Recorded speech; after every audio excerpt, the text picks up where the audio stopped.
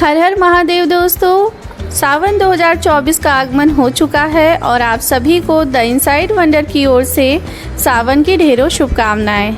आज मैं आपके साथ शेयर कर रही हूं भगवान भोलेनाथ को समर्पित एक अनोखा मंदिर जो कि भारत की विशालतम नदियों में से एक ब्रह्मपुत्र के बीचों बीच बना हुआ है। तो आइए जानते हैं कि हम यहाँ तक पहुँचते कैसे हैं, यह स्थित कहाँ है और साथ ही क्या है इसकी प्रसिद्धि का कारण। तो मैं आपको बताऊं कि यह भारत के उत्तर पूर्वी राज्य असम के गुवाहाटी में स्थित है। गुवाहाटी ब्रह्मपुत्र के किनारे बसा एक शहर है। ब्रह्मपुत्र के कई घाट हैं, जिसमें फेरी घाट के नाम से विख्यात एक ऐसा घाट है जहां पर गवर्नमेंट फेरी और प्राइवेट बोट्स की सुविधा है, जिसे हायर करके हम उमानंदा द्वीप तक पहुंच सकते हैं। उमानंदा द्वीप विश्व का सबसे छोटा नदी पर बना द्वीप है। इसे हम पिकॉक आइलैंड भी कहते हैं। यह द्वीप चारों तरफ से ब्रह्मपुत्र नदी से घिरा हुआ है। आप देख सकते हो, विशाल ब्रह्मपुत्र नदी चारों तरफ से इस खूबसूरत से छोटे से द्वीप को घेरे हुई है और यहाँ पर बांस तथा रस्सियों के सहारे ये सरकरा रास्ता बनाया गया है, जिससे होकर श्रद्धालु उमानंदा के दर्शन करने को जाते हैं। साथ ही पहाड़ों को काटकर चट्टानों को हटाकर सीढ़ियों का निर्माण भी किया गया है, जिससे चढ़ाई थोड़ी सी कठिन हो जाती है। लेकिन जब आप ऊपर आते हैं तो उमानंदा के दर्शन करके भाव विभोर हो जाएंगे। मैं आपको बताऊं कि यही वो स्थान है जहां पर भगवान भोलेनाथ अपनी तपस्या में लीन थे और कामदेव ने अपने काम रूपी बाण को उन पर चलाया था, जिस पर भगवान भोलेनाथ ने क्रोधित होकर अपने तीसरे नेत्र की ज्वाला से उन्हें भस्म कर दिया। साथ ही मैं आपको बताऊं, यहाँ भगवान भोलेनाथ ने उमा को दर्शन दिए, उनसे बातें करी, इसलिए यह उमानंदा के नाम से विख्यात है। यहाँ पर भगवान शिव अपने सभी परिवार के सदस्यों के साथ विराजित हैं। आपको यहाँ आकर बड़ी ही शांति की अनुभूति होगी, आपको बहुत ही अच्छा अनुभव होगा। मैं आपको बताऊं कि यह देवी कामाख्या के भैरव भी हैं, वह उनकी रक्षा करते हैं।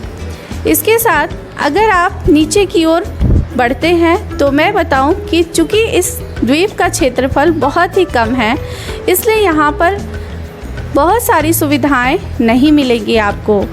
यहाँ पर कुछ फूल और कुछ फल के स्टॉल्स हैं, थोड़े बहुत चाय पानी की व्यवस्था है, जो कि आप पूजा पाठ करने के बाद में आप प्रयोग में ला सकते हैं।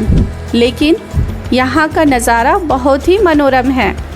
यहाँ पर पहुँचने के लिए आपको फेरी या फिर बोट्स की ही ज़रूरत है, अन्य किसी भी रास्ते से आप यहाँ नहीं आ सकते हैं। जहाँ अन्य शिवालयों में सावन के समय काफ़ी ज़्यादा भीड़ होती है, यहाँ पर अपेक्षाकृत भीड़ कम होती है। कारण यह है कि ब्रह्मपुत्र नदी अपने उफान पर होती है, बाढ़ की समस्याएं आती हैं और ऐसे में बोट्स या फिर फेरी का सहारा लेकर के यूं नदी के बीचों बीच आना खतरनाक हो सकता है। इसीलिए यहाँ पर सावन में अपेक्षाकृत लोग कम आते हैं, लेकिन फिर भी श्रद्धालु तो श्रद्धालु हैं, उन्हें भगवान भोलेनाथ को जल चढ़ाना है तो वो कहीं भी आएंगे। और देखिए, ये है यहाँ के नीचे का नज़ारा। मैं आपको बताऊं कि यहाँ से आप फूल फल या फिर भगवान को प्रिय बेल पत्र लेकर के आप दर्शन करें, प्रसाद चढ़ाएं और उसके बाद वापसी में थोड़ा बहुत यहाँ पे जलपान कर सकते हैं और वापस आप जिस बोट से आए थे बिल्कुल उसी बोट से आप वापस जा सकते हैं, ब्रह्मपुत्र के घाट पर उतर सकते हैं। तो ये है एक छोटा सा द्वीप जो कि है विश्व विख्यात, क्योंकि यह नदी पर बना सबसे छोटा द्वीप है और इसे हम उमानंदा भी कहते हैं। साथ ही अगर आप चाहते हैं कि आप सिर्फ उमानंदा के मंदिर के दर्शन करें, आप यहाँ तक ना आएँ क्योंकि आपको फेरी या फिर बोट्स की सुविधा ना मिले, तो यहाँ पर आप रोपवे टर्मिनल जा सकते हैं और यहाँ से रोपवे की सहायता से उमानंदा के दर्शन ज़रूर कर सकते हैं, लेकिन पूजा पाठ नहीं। तो आपको ये जानकारी कैसी लगी आप कमेंट करके ज़रूर बताइएगा। उम्मीद है कि इस बार का सावन आप सभी के लिए विशेष फलदायी रहेगा।